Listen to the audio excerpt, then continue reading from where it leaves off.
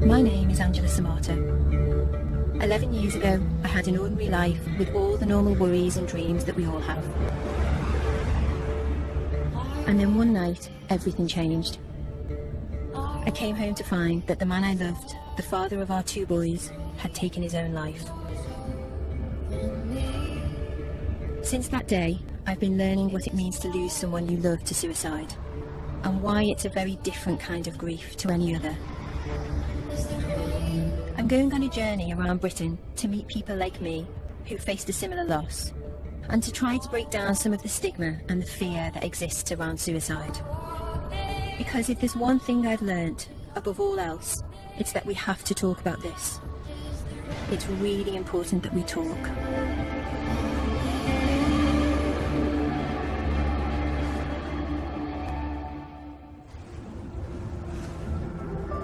You may not know this, but there's around 6,000 suicides a year in the UK.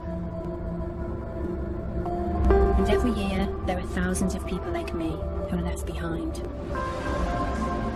And we often feel isolated, as if we shouldn't really talk about what's happened. Luckily, I have a family for whom talking has never been a problem. Since my partner Mark died, every Sunday my mum Jenny comes round to my house in Birkenhead to cook lunch for the whole family. The more concerned she is about us, the more food we get.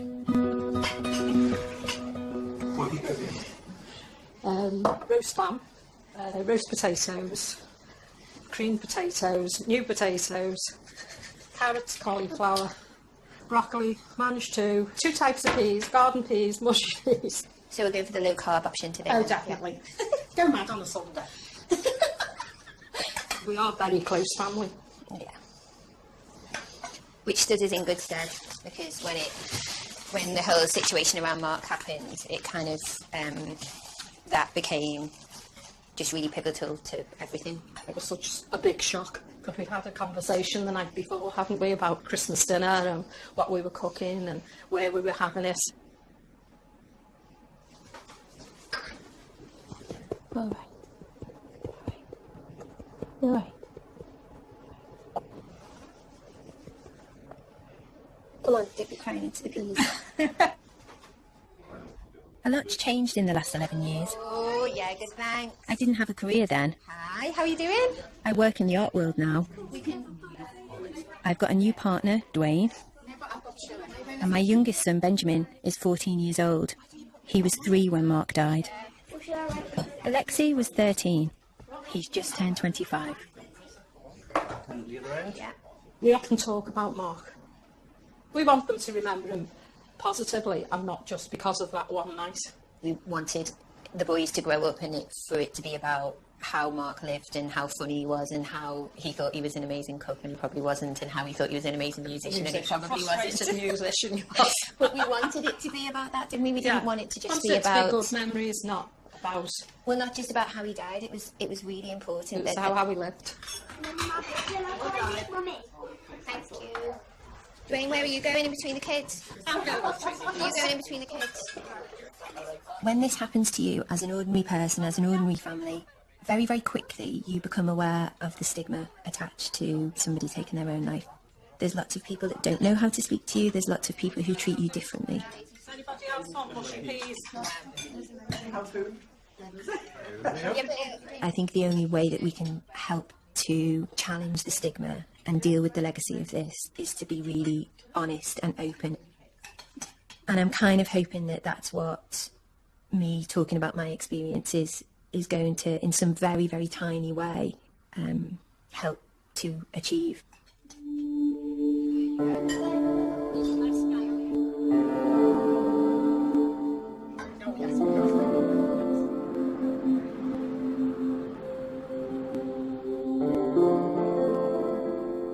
I think we were probably both 16 in this picture, and it was when we kind of not long started dating, and we thought it would be great to go on this day out to Southport, I think it was. You can see how young I am and how young he is. Me and Mark met when we were at school. I was 16 and he was only 15, and we went on a date, and his friends were saying to him, oh my God, you're going out with a sixth former, that's great. And my friends were saying to me, what are you doing with a fifth year? What are you doing? And it kind of went from there, really. He was great fun, he was quirky, he was interesting, he was dangerous. I was 18 when I had Alexi. At that point, we kind of thought we knew it all, and actually you look back and we didn't know anything, we were kind of just muddling our way through. And then this picture is just Mark and me and Benjamin.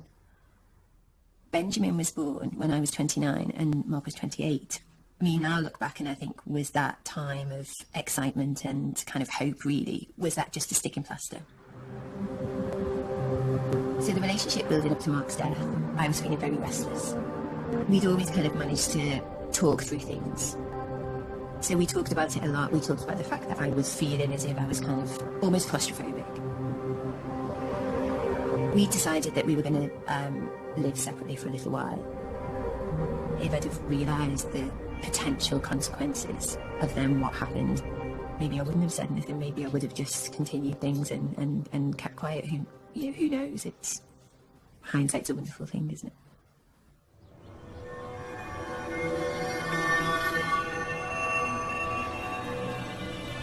This is the park that we used to come to a lot, and the house where where Mark's death occurred is actually just over the way there. I haven't been back here for years. It's mixed emotions, definitely.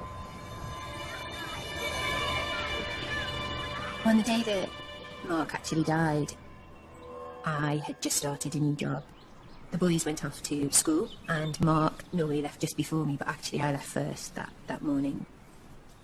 In the afternoon, I got a call from Mark's work saying that he hadn't turned in. And it wasn't until 6 o'clock that I actually managed to get hold of him on the phone. And he said, remember that I love you. And look, I'm really, really sorry. And I thought that he was apologising for the fact that he hadn't gone to work. I collected the boys from my mum's house and drove home. I walked up the path, put the key in the door, opened the door, and then as I opened the door, I could just see his outline. And at that point I realised that in fact Mark had hung himself in the hallway. And behind me I could hear the boys laughing. It was the most unreal, surreal situation. I find it hard to describe it really, because it was just something that never ever enters your head in your wildest imagination.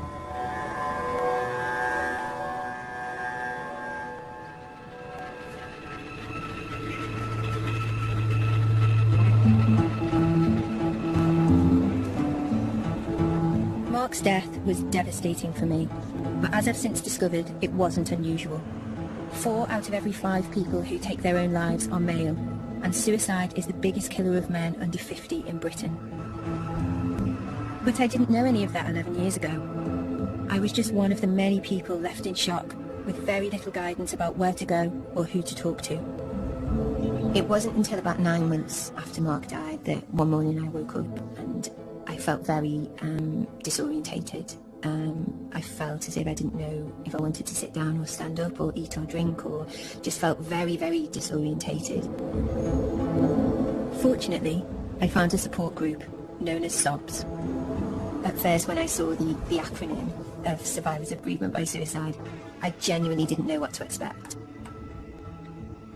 I think for me, when I lost my son, and I look back now, and they were very dark days, and I was just desperate for help in how to deal with the feelings, the emotions, the unanswered questions. And I get loads of support. I've got wonderful friends and family. But sometimes I think, do they really understand us? Do people understand? Because I think that death by suicide is horrendous, and it's worse than any other kind of death, I think. Well, I used the word a few years ago, but a tsunami of grief hits you. Yeah. You think you're doing all right, you're having an all right day, and then wham. Yeah. And whew. Some of the people here have been coming to the support group for many years. Others, like Rebecca, are much more recently bereaved. I can't understand why my husband's left my children, and I see the pain in their faces. I don't know, you can write a letter to your children and then take your life. How old are they now? 14 and 18, How long has it been? 5 weeks. It's just very recent, isn't it? Yeah. I feel guilty in that I should have recognised that he was Yeah. in that dark place. And I feel that partly responsible for not perhaps understanding when he was a bit low, but I never thought he'd ever do this. My son, there were no signs whatsoever. No. As a mum, you question yourself, like, have I been a bad parent? What have I done that's, made him do this? But there were no signs. It was just like that. I remember going to the group. Losing someone in this way is a very specific type of bereavement. We experience emotions that are very specific to suicide. And it doesn't follow a natural pattern. There's no book that is going to say to you, you're going to go through this process, your grief is going to follow this path, and this is what you're going to experience at this time. It's literally that you can feel different emotions from hour to hour, from minute to minute sometimes. It is different. And that you can go for a little bit and you're all right, and then all of a sudden it smacks you again. What you're supposed to do is you stay in bed all day and just hope it's all going to go away. You feel like that? Because believe me, I do. And yesterday I thought to myself, what is the point? What is the point to all this? There's something about being bereaved by suicide and the fact that that person that you loved and that you knew, or you thought you knew, has taken their own life by their own hand. Coming to terms with that can be very, very difficult and can be a very long road. If my husband had had a heart attack, been murdered, knocked off his bike, although it would have been desperate, I could perhaps, it was out of his hands. But it's the thought that morning he got up, he made me a cup of tea in bed, he had his breakfast, he washed his dishes, he emptied the dishwasher, he drove to work, and 3 hours later he was dead. And that's what I find very, very hard to understand. Grief is unbelievable. I can't tell you how painful the grief. It's like you've ever lost your wallet, or something happens and you get a shock, and your heart stops.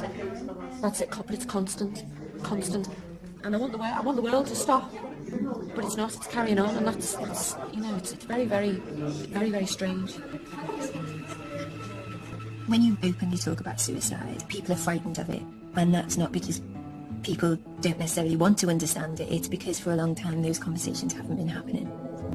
SOBS is just ordinary people who have been bereaved in the same way, who are willing to come along and share their experiences. We are trying in our small way to deal with the taboo of this subject. One of the questions that haunts you after suicide is why. Mark hadn't shown any obvious signs of depression, and like most people who take their own lives, he didn't leave a note. I've come to Glasgow University to meet Professor Rory O'Connor, one of the UK's leading experts on suicide, to see if he's got any answers for me. What a place to work. It's absolutely gorgeous. Great to meet you. Nice to meet you. So, we take a wee wander around. Yeah, great. For me, the big question after Mark died was, why did he take his life? Our research can never answer the question of why a particular individual. So, for example, we can't answer the question, sadly, of why Mark took his own life. What we try and do is understand the common features of a suicidal mind. We speak to people who've tried to kill themselves. They try and understand the sort of factors which led up to why they attempted to end their own lives. And it's not a selfish act. Suicide is not a selfish act. It's an expression of unbearable pain. People take their own lives often not because they want to kill themselves, but because they want the pain to end. We talk about this constricted thinking, this tunnel vision, this tunnel logic, so that the person maybe is not necessarily looking outwardly distressed, but has decided themselves that for whatever set of reasons, and usually complex reasons, I'm going to kill myself. In a way, that's the end of their problems, because in their mind they find the solution. Professor O'Connor and his team have conducted tests with over 2,000 people who've attempted suicide.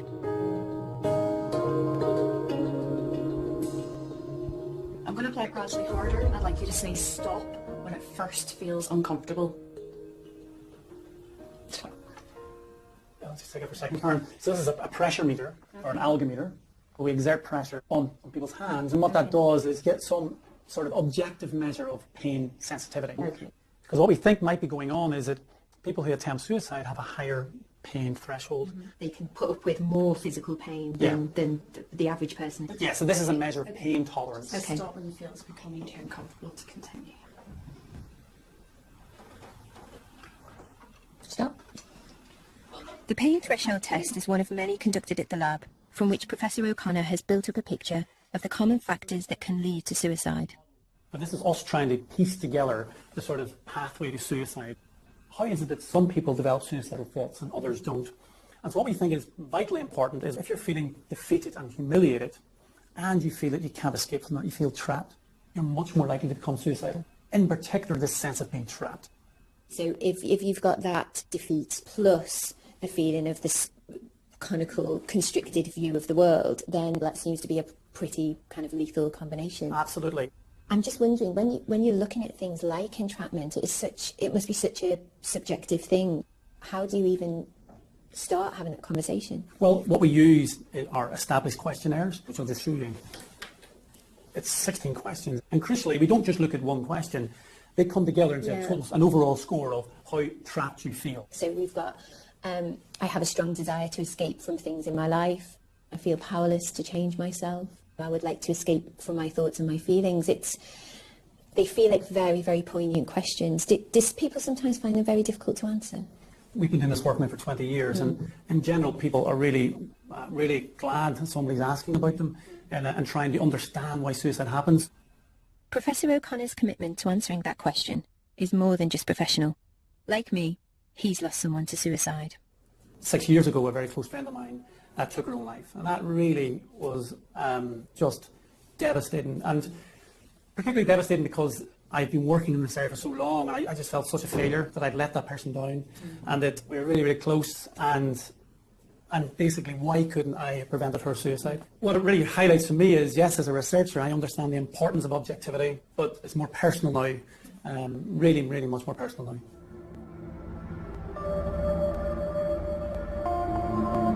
When Rory described how in the suicidal mind, that constriction of the worldview and how problems that you or I may consider as small may be magnified within that constricted view and may seem insurmountable. I could just kind of feel myself really, really relating to that and just wondering whether that was how Mark's view of the world had changed.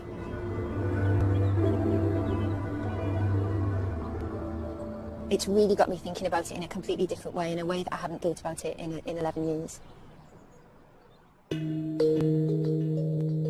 For people like me, who've lost a partner to suicide, one of the biggest problems is how you explain what's happened to your children. This is a picture of Ben, and it's when he was about 2.5. And he's got his buggy here. He used to love pushing his buggy. Not a care in the world. Benjamin's questions used to be, why did Daddy die? So we had that question quite a lot. When is Daddy back? When is Daddy back? When is Daddy back? And he would say that over and over again, and I would then have to answer him each time saying, Daddy's not coming back, Benjamin.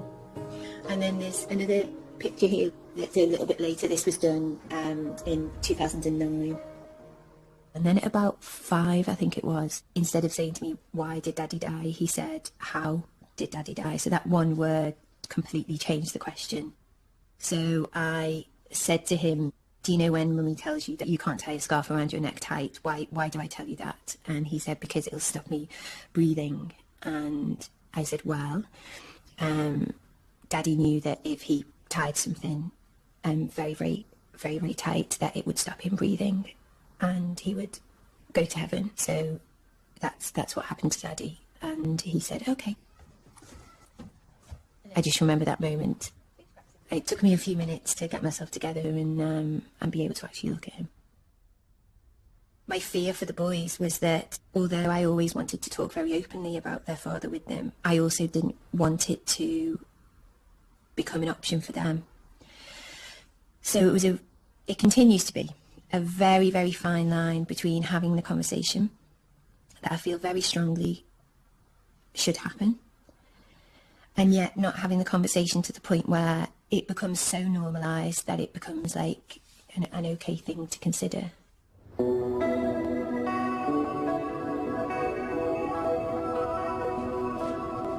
Talking to my boys about their dad's death wasn't helped by the wall of silence around suicide. But now, a few people in the public eye are starting to speak out about their experiences. I've come to West London to meet the actor David Robb, who plays Dr. Clarkson in the TV series Downton Abbey. 18 months ago, his wife, the actress Bryony McRoberts, having struggled with anorexia, took her own life at a local tube station. Hello. Hello. Come in. Can I interest you in a tea or a coffee? I would love a cup of tea, please. That Right. would be great. Come through to the Thank you. kitchen. Thank you. That's great. Thank you very much. Do you want to come through? Yes, please. Yeah. I'll follow you. I don't know where I'm on your turf. These are sort of, well, random photos. So, this is Bryony about 5-6 years ago.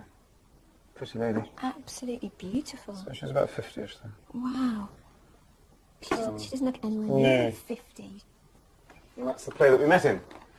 Betsy. So there she is, 18, me 28. We had this love scene.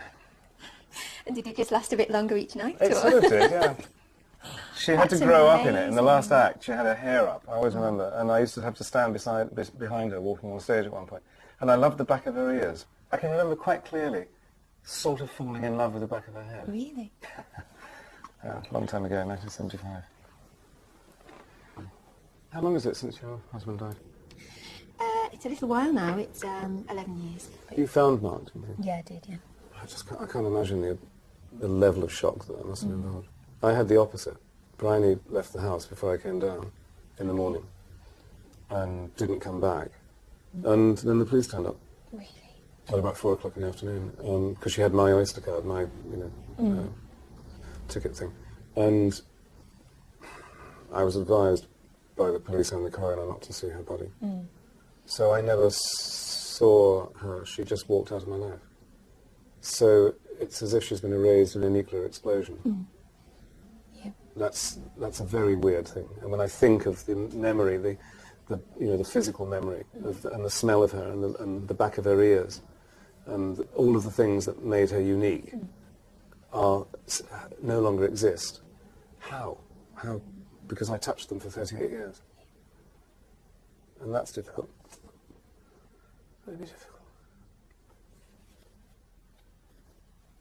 Very difficult.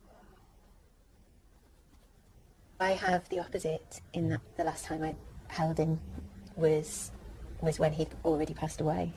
And so although my head can compute that it was, kind of, I know that it was very real and all of that, it still has that same surreal sense that you have. So it's small comfort.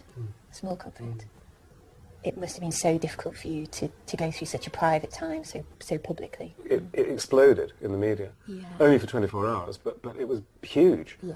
And you suddenly realise that it wasn't just the people that you invited to the funeral that were going to pitch up. There were going to be hundreds of other people. Yeah. And in some ways that was rather magnificent. It was stupendous. And if she'd seen, everybody said, God, if she could see. Yeah. Yeah. I had a supermarket thing where a total stranger came up and said, I'm so sorry, I just want to say I always used to see you and your wife in here on a Saturday morning, and I know what happened. I'm just so terribly sorry.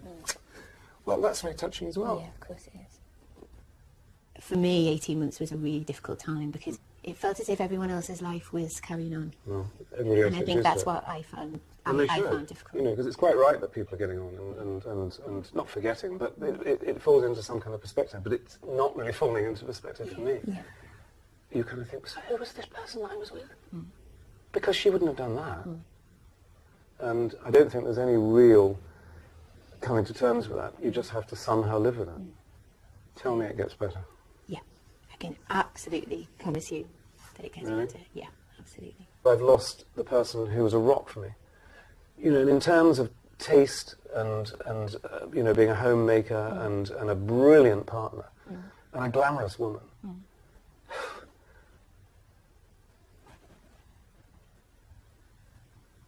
Okay. Unbelievable.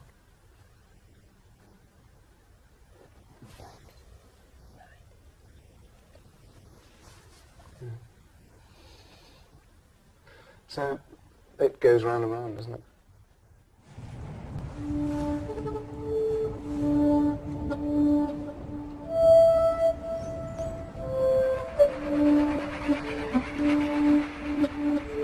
Meeting David has taken me right back to where I was 18 months after Mark's death.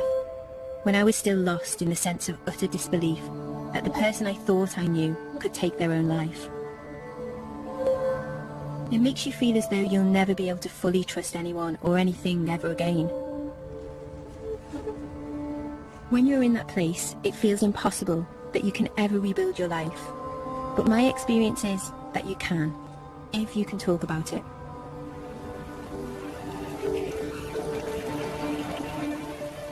"11 years after Mark's death, my oldest son Alexei feels like he's done all of his talking. His dad was a keen amateur guitarist, and Alexei now expresses himself as the drummer of the band, I Alone.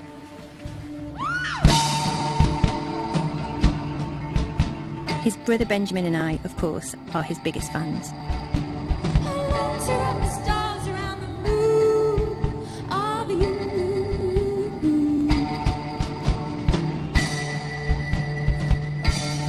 Alexei started drumming when he was about 14. I don't know whether some of it was because he'd not long lost his dad, or whether it was just something that would have happened naturally anyway. But now he's been drumming for 10 years, and you can tell he loves it. As a parent, you kind of live for those moments where you see your child just completely absorbed in what they're doing and just completely enjoying what they're doing. And you get a real sense of that when you see Alexei drum.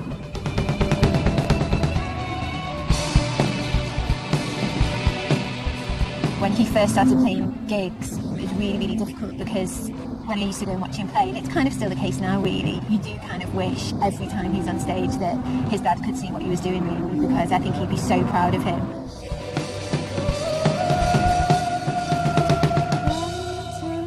Nights like tonight, he would have loved this.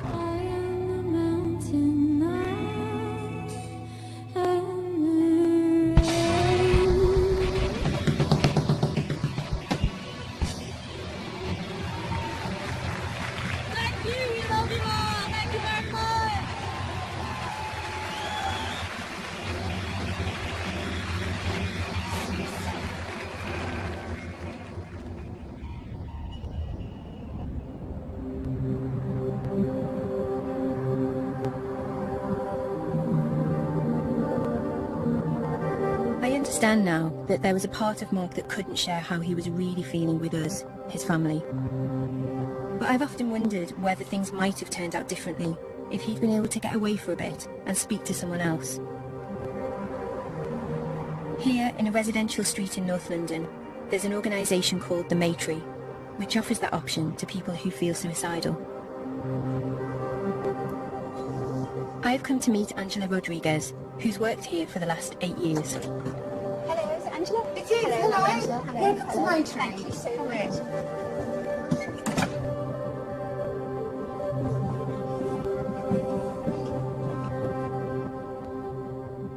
So, Angela, when people come here, what are they coming here for? Because it's quite a special place, isn't it?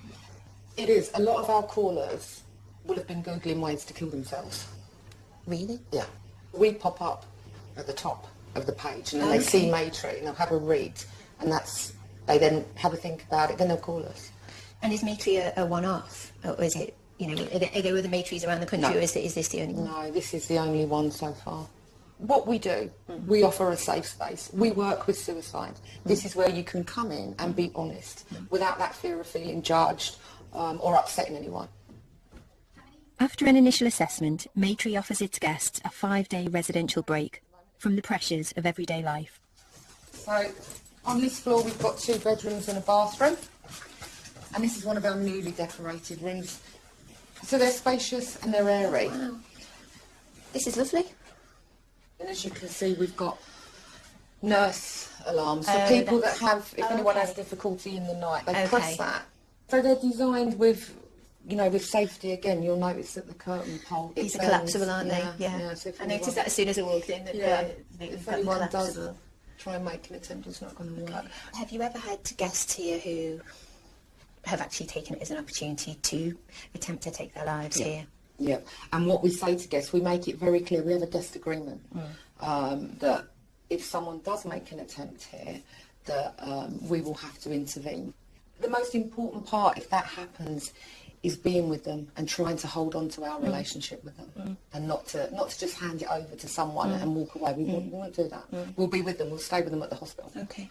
And hopefully, depending how bad it would ever be, if they're able to come back and finish their stay, they come back. The Maytree was set up 20 years ago by two former Samaritans who wanted to offer a refuge to people who felt isolated by their suicidal feelings. I mean, the stigma around suicide, I mean, I felt it as a bereaved person. Is it something that you feel, or that you think that the guests feel? Oh, absolutely.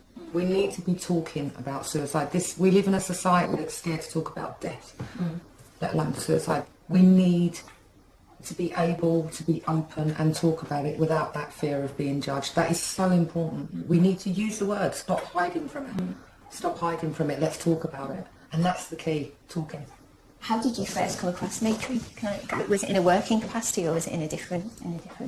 No, I'd actually had made several attempts myself. I'd been through the mental health system. I'd been in psychiatric units.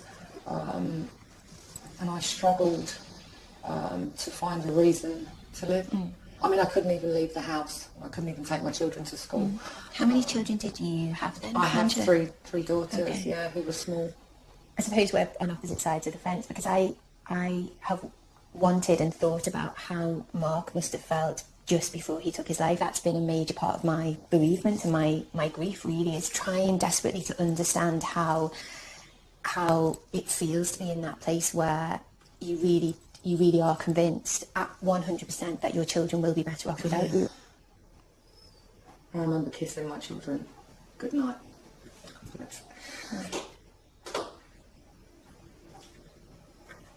Sorry.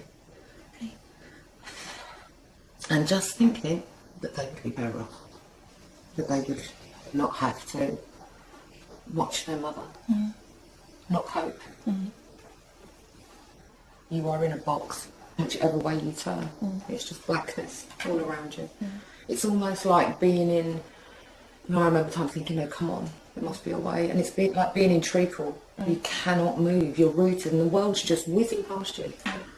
You can't see. And that's what's so important here, because for someone that's walking through this door that is suicidal, at that point, they may never have had contact with someone else that is suicidal.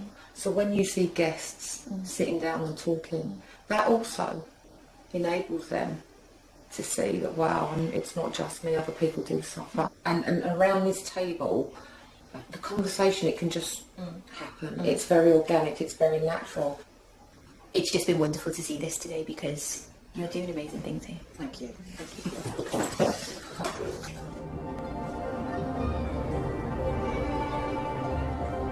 Almost all of Maytree's guests say that they suffer fewer suicidal thoughts and attempts after staying here. Which makes you wonder why, when suicide is such a big problem, this is the only house of its kind in the UK. Hindsight is a wonderful thing, but I just wish that if Mark had known about somewhere like Maytree, that maybe he could have just come somewhere like this for a few days. I just wish that he'd have known about this.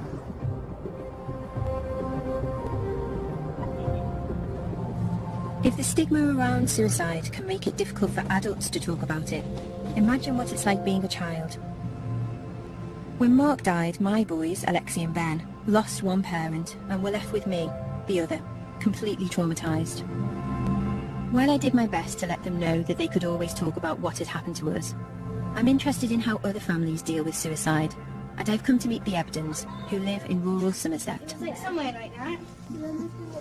What's happened? Farmer Simon Ebdon lost his wife Dominique to suicide 5 years ago, leaving him to bring up their 5 daughters on his own. 3 years ago, he met his new partner, Vicky. Where should we put it? Here we are. I know. There we are. There's yours then. Do we need a bigger tree? Yeah. To fit it all on? They've kindly invited me to their home a few days before Christmas. Hello, hello. It's nice to meet you. Come through, and then you can meet the family.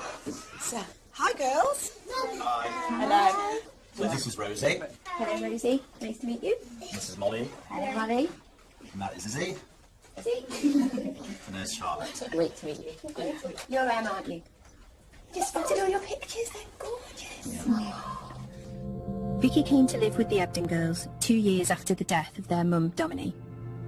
When you first became part of the family, you weren't just dealing with Simon's grief, you were dealing with the 5 girls as well, and the baby was a baby. There were days when, you know, Mum's name would be mentioned and they would get upset, and Simon he would cry all the time, and the girls they just couldn't bear it. So it stopped them from crying. So they were too scared to cry because it makes Simon cry, and then it was just a vicious circle. I've come from a family where we do a lot of talking. I think it's important, if you have something inside you, that you let it out. Vicky contacted Winston's Wish, a charity which works with bereaved children, including those who've lost their mum or their dad to suicide. So when you went to Winston's Wish, tell me about that. They talked to us and told us about like the camp that the weekend we went, and then we went to it, and it was really fun because it wasn't actually much talking. It was, but they tried not to make it like upsetting. Yeah. We like had on the first day we did loads of activities like archery and we were in like groups. Each of us were in a different group. We did all the games first, so that I think it was like a trust building thing. Yeah. And we all sort of like learned a lot about each other. Yeah. It sounds like stupid stuff, but No, but you it does matter. But you got to know each other first as kind of people. It was good because you realise that you're really not the only one. Yeah. Okay. Like, even though they say that you're not, like, you don't really know anyone. But then you go there and everyone's in the exact same boat. You struggled, Charlotte, didn't you? You found it really upsetting. You didn't like it. Yeah. You know. She still doesn't like it. Still doesn't like talking to me. Tell me why. I just don't think I have to. Okay. It's not that I don't want to. I don't mind talking about it. It's okay. It's just, yeah, it's upsetting. Yeah. This is Dominic. Let's have a look at this one. This is your one. Is this This the is one that on you? holiday. This is the one that you. Do you have this one in your bedroom? Yeah. My boys have pictures of their dad in their bedroom too. This is quite a nice natural photo, Yeah. which we only found a few days ago. Dominic was my best friend, person I loved. She was everything. Fantastic mother, you know. You never think she would do anything like that, you know. But obviously she was in a bad place, you know, and was just, well, couldn't take it anymore.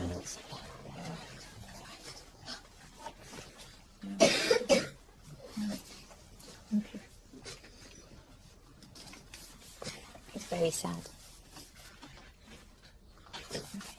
There are days when it's actually really difficult, but they are coming through it, and maybe they won't ever get over it. I don't think you can't get over something like that, but you can adjust and you can learn to live and live alongside what's happened, and that's kind of what I wanted for them. I just think from everything that I've heard today, the fact that you came into the family and enabled those conversations to happen, I think is probably the greatest gift that you could have given any of those 5 girls. Did you get those? No. And where's Rosie's? Lovely. But it all looks beautiful, doesn't it? Yeah. That's all right though, Anne.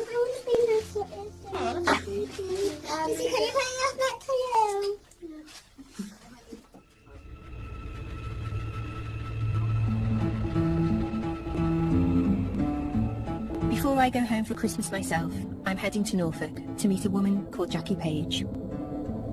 I think going to see Jackie today is going to be really difficult out of all of the people that we've met. Jackie has had to deal with one of the most tragic aspects of suicide, that those left behind are sometimes at risk themselves. 24 years ago, her husband Rod took his own life. 7 years ago, her son Simon did the same. Today is going to be me facing my worst fears, really. So it's going to be a tricky one, I think.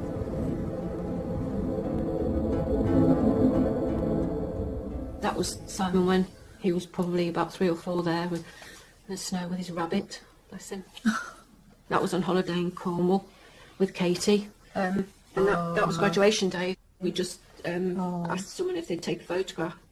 That was 2001, so it was 6 years later, almost to the day that he died. Yeah. Wow. You lost your husband Rod. He took his own life? In 1990. In 1990. It was very, very hard when he died. I was left with 2 small children, an 8-year-old and a 10-year-old. Simon asked me a lot of questions about how Rod died, but those were questions that he asked me a lot when he was much older. I would say when he was in probably his early 20s. And I've regretted at times actually telling him, because, you know, he said, how did Dad die, Mum? And obviously Rod hung himself. And I think, was I too open? Did I, you know? But I, as a parent, I've always been honest with them and open in that way. He went down to London. He wanted to go into finance. And then his troubles began, really. He'd ring me virtually every day. He'd got anxiety and stress with the job, and he started to become ill. But anyway, he came home, and even though he was so ill, we had 6 amazing months, really. And I'm grateful that I had those 6 months with him. The day that Simon died, I came home, I walked in the house, and his boots were by the door, and I sort of, the light was on at the bottom of the stairs, and I just, he was there, and at the top of the stairs. I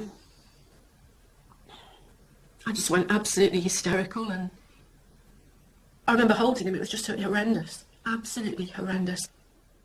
I mean, for me, listening to you now, it is. I knew today was going to be difficult. Because. Are you all right? Yeah. My worst fear is that, you know, one of the boys would do the same thing. It really is my worst fear. You can't go through the rest of your life thinking that my circumstances aren't necessarily going to become your circumstances. And there's no guarantees, is there? No. But if you keep talking to them, and I think that's the thing, really. You know, you keep having the conversations, don't you? And you keep kind of, you know, you keep the lines of communication open.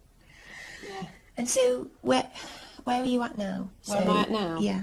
I'm at acceptance with it. I don't want to accept it, but I can't change it.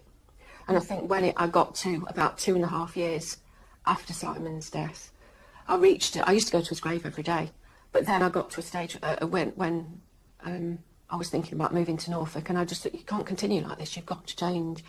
And Norfolk's been a turning point for me. Really? I love it down here.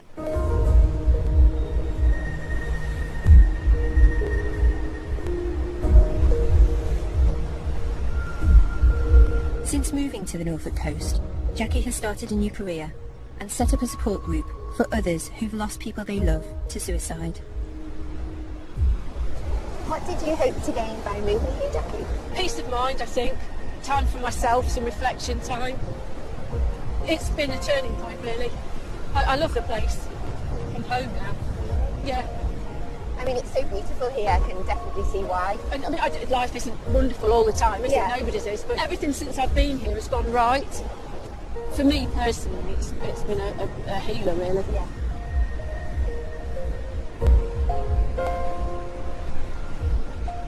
I knew today was going to be really difficult. Once Jackie started to talk about Simon, you know, losing her son, I knew it was going to be emotional. But I think that, yeah, I kind of hadn't realised what an impact that was actually going to have on me.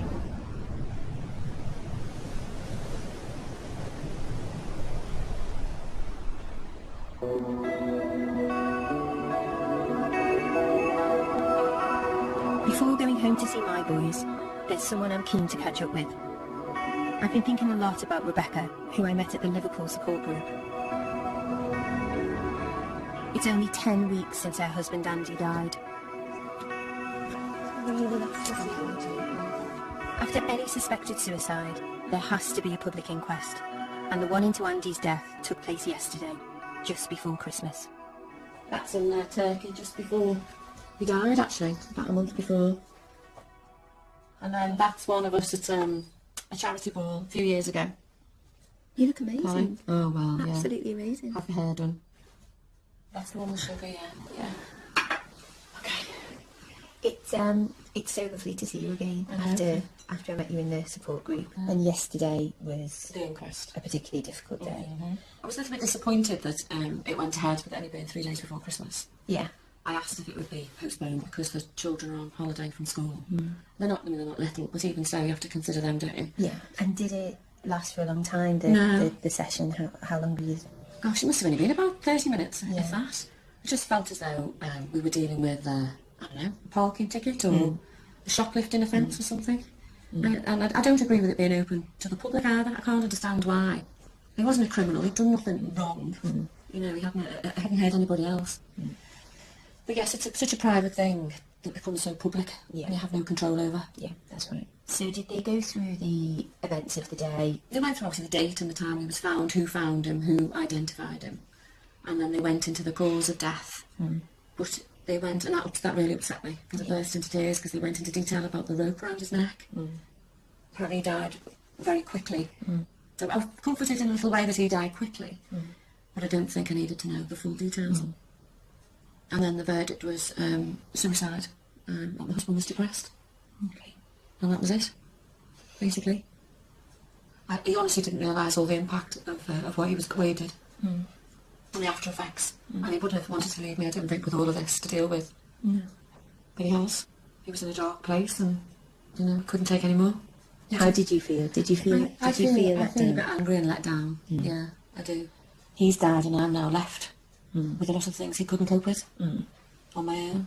So, yes, he's out of pain, but my pain started now. Yeah. So what? Yeah. It really, really is. Yeah. Sorry. No, it's all right. And how do the boys grow up, you know? How do they form relationships? That worries me as well. You know, always say that things happen in a child's life affect them when they get older, don't they? And that's what worries me, when they grow up.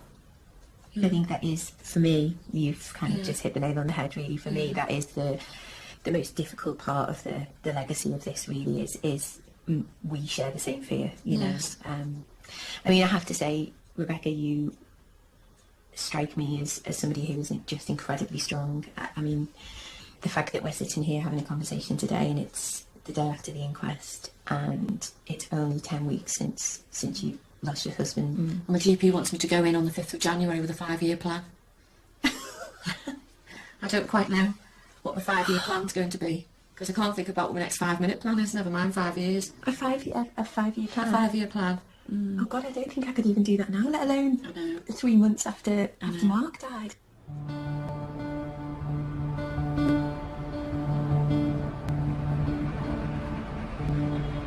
I've made it home to Birkenhead for Christmas. And while I'm still convinced that honesty and openness are the best way to deal with losing someone you love to suicide, when it comes to your own kids, you never stop worrying. I've been speaking to lots of different people and some of it's been quite upsetting. And it kind of just got me thinking about whether the fact that we'd always been really honest with each other and we'd always been able to talk about it, well, whether you felt actually we had always been able to talk about it. We have, I think. But yeah, on the whole, I think I've come to terms with it quite well. Yeah. Do you think you'll always have questions? No, I think I've asked all my questions. But again, I will ask the same questions because I forget the answers. You know what worries me about the way that Dad died, and it worries me that if you were ever feeling, you know, you kind of were struggling with anything, and I always say to you, don't I, that talk to you about it. Yeah. Do you think that because of what we've been through, you will always be able to talk to me about things? Yeah. I would always tell you, of course, but before I actually felt the need to do something. Yeah. So do you think that we're okay? Yeah. Do you think I did the right thing by telling you? Absolutely. Yeah? Positively. Thank you. Okay.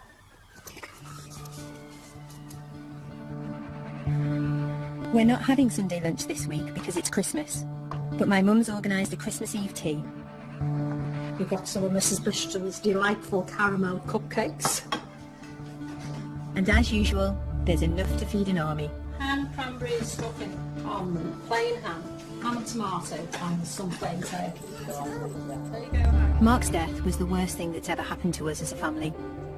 But 11 years on, like Benjamin, I think we're doing okay.